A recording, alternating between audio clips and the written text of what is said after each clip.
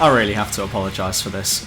During the development of my 10 more games I'm going to complain about video, I stumbled across some more games that I really need to talk about if I'm going to feel better about myself in any way. So in a way, this is a DLC pack for the previous 10 rant list. Call it True Review, Assault on Darketh, better not I. Yes, for the first time ever, True Review has released a DLC pack, and in true DLC form, will contain nothing new, no improvements from before, and will entirely consist of the same shit that I fed you the last time round. And yes, with that attitude I fit right in on EA's marketing board. Like before, they're not necessarily bad games, but there's a few things about them that need to pass through me, like a potent turd. This is more of a form of therapy than an attempt to entertain you, and this vicious digestive process of me spending too much money on a game, then playing it for 5 hours, then hating its f***ing guts, and then throwing up those guts onto you, the viewer, is the only way I can deal with playing bad games. Or games that have bad elements that need highlighting. So pull up a chair, relax, open your mouth, and get ready to have my balls shoved down your throat as I bash some more games. It was those 3 words to save my life. Syberia. As I write this, say this, I'm actually in the middle of this game, so I haven't got to the end yet. Though by the time you watch this I may well have finished thinking, if only he knew how good it turned out to be. But whilst I started out quite excited about Syberia, my enjoyment for it and my interest in it slowly faded as the game went on. It's not that it's bad or anything, but nothing really jumped out at me to keep me there. It plays a lot like The Longest Journey, but whilst that game had a bland style of gameplay, I mean, point and click games aren't exactly an ultimate cage fight between Hulk Hogan and Vampire Jesus, it was its amazing story that kept me strapped to my chair and wouldn't let me leave until I completed the game. Syberia, on the other hand, starts off with a quaint feeling, the same feeling you get when you open up an old music box that's probably 150 years old. But like a 150-year-old music box, you'll probably want to put it down after 5 minutes. The plot starts off as it should. Small, but with clear indications that it's going to build up into something big, but that something big just never really happens, and if it's going to, then it's going to happen right at the end. That's not necessarily a bad thing, but I'm just over halfway through the game and not much has happened. Go here, look for this, go there, look for him.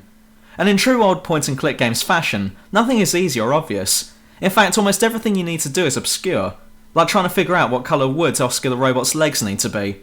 I checked out his metallic skin and it's definitely a greyish colour. So after fashioning some legs of the same coloured wood, I go back to him, and he has the cheek of telling me that I'm wrong. So if that's not the ones, then which one is it? Well, I could tell you, but that would ruin the fun of it, wouldn't it? Yeah, I suppose you're right. It's going to be fun spending at least an hour on a tedious puzzle when 5 minutes is all that's required. I know how to complete this puzzle, it's just the game is being a prick about it. Turns out the correct wood grain was a golden coloured one. How the f*** does he look golden? Where the f*** was I supposed to get that idea from? And even when the game's not being obscure, it's being f***ing repetitive. Oscar again. Trying to get the train to leave from Villers-de-Lans is like trying to have an intellectual conversation with someone's answer phone. Can the train depart yet? No, you need a ticket. Okay, where do I get a ticket? From the ticket office. Goes to the ticket office. Oscar, what the f*** are you doing in the ticket office? I sell the tickets. You're a f***ing asshole. Give me a ticket. Okay, here's a ticket and a release form. Oh, what's this for? You'll need it to leave the station. Right. Goes back to the train cart. Oscar, how did you manage to bring me back here? Do you know what? Never mind. Here's my ticket. I can't accept that. I need your release form first. Shit.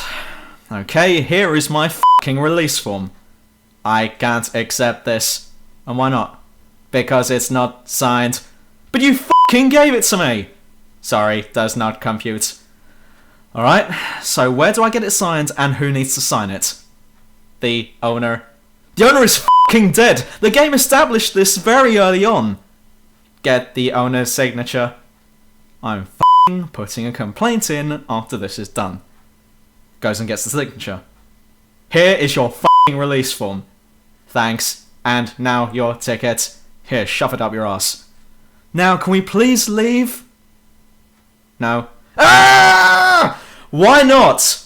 Because you haven't stored your items away. Oh, piss off, you c***! Goes and stores the items. Right. I've done that. Now, can we please leave now?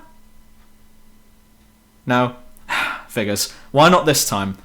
Because I don't know how to start the engine. Oscar.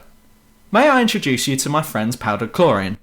Also, I don't get how Kate Walker is able to hold everything that she's carrying in her jacket pocket. Like her coat is the Narnia of jackets and that it's very roomy in there. But the funniest thing is that it looks like she's storing everything between her tits. Like there's so much room in there that she can hide a mammoth toy, an ink pot, a large collection of documents, her phone, and an antique music box in there. Like it's the Lion, the Witch in Kate Walker's chest. In the end, this game can be described as a nice game. It means well, and it has some nice pictures to show you. But you know what, so does my nan. But that doesn't mean that I want to spend 10 hours with her, poking her with every item around that isn't glued to the floor to see if that gets me anywhere. And I'm also betting that her stories aren't going to get any more juicy after 6 hours of listening to them.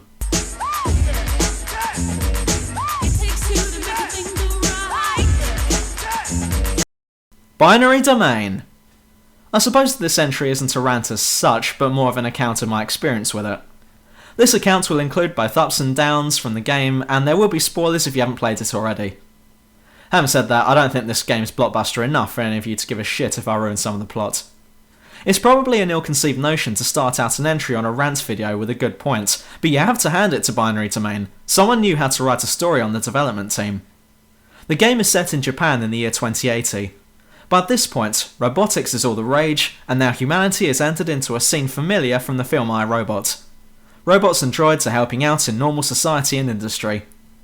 However, one Japanese robotics firm have created a new line of robots that are almost impossible to tell apart from humans. They look, act and think like humans, are programmed to false memories, and aren't aware that they themselves are robots. But all of a sudden, some of them start malfunctioning and start going apeshit, and society finds out about these so-called hollow children and begin a manhunt for them. You are a part of a special forces team sent in from the US military to infiltrate the Japanese robotics firm and capture the company's CEO. The setting and the philosophy behind this game is fantastic, and reminds me a lot of the film Blade Runner, which raised the important moral question, would you do a synthetic? Depends on what she looks like. Have to say though, my interest in the plot ends here.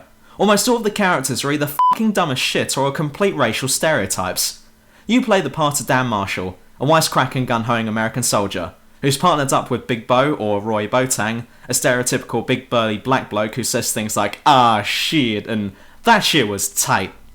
As you go further into the game, you meet the British team, so bad that it made me swallow some pride as I wondered what the Japanese thought of the British. There's Charlie, who ends up being my favourite character, though only because he's the only one with some fucking coherence compared to the rest. He is cast as all British officers are in modern games and films. A well-spoken toff who's come from a rich background, but has no time for you or anyone else because his time is precious, and you are completely inferior to him in every way except when it comes to arrogance, the hypocritical twat. If you want to be British, then just overuse the word twat. You twat. Then there's Rachel, who is the worst of them all, because she's portrayed as how everyone around the world sees British women. As ugly as sin and as butch as they come, like she's the daughter of Spike McButch. She's also the most unreliable character. She carries an RPG, and many a time did I find that combat was getting a little overwhelming, and all of a sudden, Rachel suggests that she use her RPG to even out the playing field, to which I replied, fucking yes! To which she then pulls the RPG off of her back, then aims at the ceiling, and misses an easy shot. And then she apologises for missing. No Rachel, it's alright. It was my fault. I know you can't shoot for shit, that's why I never upgrade your weapon at the vending machine. Then there's Fei Li, a Chinese officer and blatant love interest of the game. I was glad that she wasn't a stereotype, but what pissed me off is that all of the other characters expected that she was. And then when these sorts of comments start coming her way, she just kind of looks at the others like, right, you're not normal, are you? Actually, do you know what? Rachel isn't the worst character. The worst moment came when the stereotypical French team showed up. I had to pause the cutscene and walk out of the room laughing. And then my family looked at me funny and asked me what I was laughing at, and I said I'd just seen something racist. Well, Jesus, ziplining Christ. All that was missing from this scene to be any more racist is for one of the characters to be wearing a black beret, holding a baguette and wearing a string of garlic cloves around his neck. The accents are overly thick and they talk like they're trying to convince you that they're French when we got that 30 seconds ago. The police are after us. Mais oui, mon chéri, I can see that for myself. Ha ha ha ha, you are a bad man, no? De la plage? Le saucisse au fromage. Le And I just wanted Dan to go, sorry, hi, don't mean to butt in, but, yeah, can you drop me off here? It's just that in the 10 seconds that I've met you, you've succeeded in making me hate the French. And if there's anyone out there watching this who is French, then can you please back me up by saying that the French don't actually talk like that in real life? This game also has a really crap voice system and AI support function. You can use a microphone to give commands in battle, which really doesn't do anything helpful. You can easily fight on your own accord. I did, I made it through no problem. But when I first loaded up the game, it was asking me to reply to Botang's commands, which I couldn't figure out seeing as the game couldn't register my mic, even though I used it to record my voice for this video. Only after I ignored him for several minutes did he then tell me I can turn this off. Well, why the f*** didn't you say that in the first place? I ended up just hitting the tab button and selecting my answer from there, but I did notice that the U key didn't work in this game, meaning that given a choice of 3 replies, I could only choose from 2. Fucking talk about making it easy on me. Occasionally the characters will talk to you and you need to reply to them in the correct way, otherwise they won't like you, and that can mean they won't send you a Christmas card anymore, or they'll refuse your orders in a fight. Not that I ever dished out any orders. But sometimes, well, more often than not, the conversation holds about as much resemblance to real life as the events of Katamari Damacy does to everyday Japanese life, which I never saw happen during this game. I'm actually quite gutted I didn't see a massive ball of fucking everything roll past every so often, picking up everything along the way and hopefully taking some of my squad mates with it. In one case, I was being escorted by a 15-year-old Japanese girl who was working for the Resistance. Near the end of one conversation, she jokingly asked me if I'd be her boyfriend. Obviously, I was messing around, but I said okay, to which everyone in my team decided to scowl at me for being an irresponsible pedo. Excuse me, I think she's a little young for me, and it was obvious that I wasn't going to take her up on her offer. Even she made light of it, jokingly saying that it's okay and she's not interested anyway. Well, despite all of this, I began to get the feeling that the big plot twist of this game was that one of my team members was actually a robot. To which it turns out I was right. I went through the whole game and ended up narrowing it down to either Faye or Dan. I did think for a second that Butch McButch might have been a bot, but he or she wasn't in the game that much and I didn't overly care about Butch for him to be a bot. And what a turn of events that would be if Dan was a bot, I thought, especially after Danbot and Faybot got it on at one point. But no, the big plot twist was that Faybot was actually a bot. Well, not quite. See, near the end, the story kind of loses it and starts making shit up, like it forgot the script and was doing a really bad job of improvising. It turns out the Faybot isn't quite a bot. Her mother was, and her dad got freaky with a hollow child, and because her mother was part biological, the, birds and the bees happened, and thus Faye was born. She's completely organic, but classed as a bot, which, when you think about it, is wrong. She's no different from a test tube baby. There are no robotic parts in her, she's all flesh and blood, so what's the big problem? And this is a problem, right up until the US commander decides to be a jerk and tries to kill the cast. At which point everyone who was trying to kill Faye just lets it go after this happens, and goes for him instead. And even Botang turns sides for about 60 seconds, but then he's all like, "Ah shit, I was never gonna betray you, dog." Yes you fucking were, I could see it in your eyes. But do you know what I like? Endings that aren't Hollywood endings. I like it when it's not a complete happy ending, when it's bittersweet, when the hero saves the world but doesn't get the girl, or when a character you love dies, and you know why? Because that's how life is. Unexpected shit happens, and not everything goes down the way it does in films. My near-textbook definition of a perfect ending was the ending to Assassin's Creed Liberation, when Aveline de Grand Prix ends up leaving the Assassins to join the Templars, because the Order had completely abandoned her, and her mother, the Templar Grand Master, was the only one who cared. That was until you get to the end of the credits where the game goes, "Haha, not really," and Javelin the Formula 1 ends up killing her mother, meaning that she was an assassin all along. Fuck off. I was enjoying that ending till you pulled that one out of your ass. So I was very satisfied when everything turns out okay at the end of Binary Domain, but Dan doesn't get back together with Faybot. That was until I had to sit still till the end of the credits, which you can't skip, only to find out that they do get back together at the end. Well, fuck you then, I'm out of here. Don't have to play this again, so what's next? One more time, got me feeling so free. Lucious! In at number 1 is the 2012 game Lucious. I got this off of Steam for £3.74, another bargain, and I'm glad I didn't pay any more for it. This one isn't bad exactly, but it's just not good with some laughable moments in it. You play the part of a satanic 6-year-old with superpowers whose dad is the devil, trying to kill off all the members of your family and everyone who works for them. Huh. Yeah, this was the reason why I bought it. It sounds interesting, but something in the back of your mind will be saying, I think I'll pass.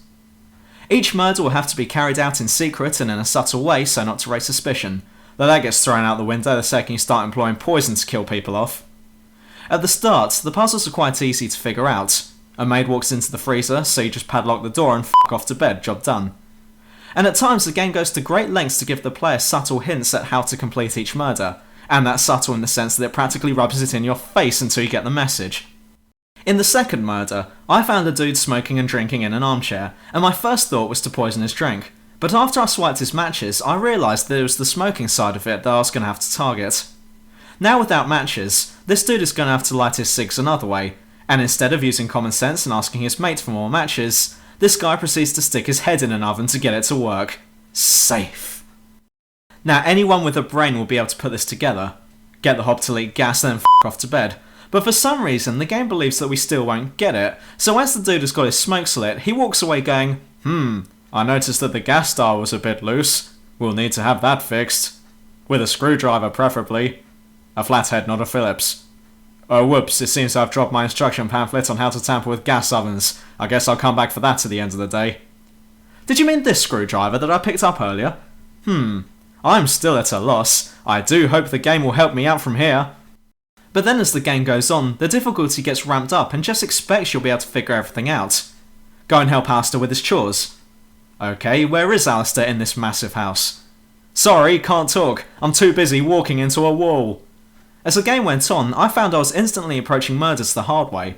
Like in one case, I had to kill a guy who was cutting the grass, and I instantly thought that I was going to have to go to Portugal and make a butterfly flap its wings so that a hurricane would hit the American East Coast and cause the Washington Monument to fall over, which will cause vibrations in the earth, which will in turn cause one of the statues in the garden to fall over, and the guy will go check it out, which will then give me enough time to whack him over the back of his head with a 9 iron which I fashioned out of platinum and pieces of the true cross. In reality, I ended up checking out the shed. There I ended up activating some sort of device, and I came across a nail gun, which seemed to suggest to me that this was going to be the murder weapon. But nope, all I had to do for this one was put a rock on the ground, then he goes over it with the lawnmower, which then breaks, then he checks it out, and then I mind trick him into putting his head in it. Though the murders can be quite shocking at times, it's still quite funny in a way to see it happen because you were there from the start and you saw how ridiculous it all was. And the boss fight in the basement is laughable as well. Wait, what? A boss fight? Seriously? This game has a boss fight? Yeah, about 2/3 the way through the game, you'll have to kill some reporter in the basement who's trying to stab a young boy, and not in the religious pedo sense, and you have to kill him first by throwing fireballs at him. What? You know what? Nothing else needs to be said here. I'm going to end this part with the image of an evil 6-year-old casting her Dawkins in your mind. And with that image in mind, watch this. Well, between when I wrote this and now, I did indeed finish Syberia. And I was right. Not much happened in the second half. Oscar gets tied up by a bastard and has his hand stolen, you send a pissed up Russian to the moon, and some old diva gets kidnapped. Oh, actually, if you say it like that, it does sound interesting. But the game succeeded in making it all boring and uninhibited. You spend the whole time looking for Hans Solo, whatever his name is, with the impression that he's a whole continent away, no matter how far through your adventure you are, but then the plot just randomly shits him out at one point, like it's saying, bored now, here's what you were looking for.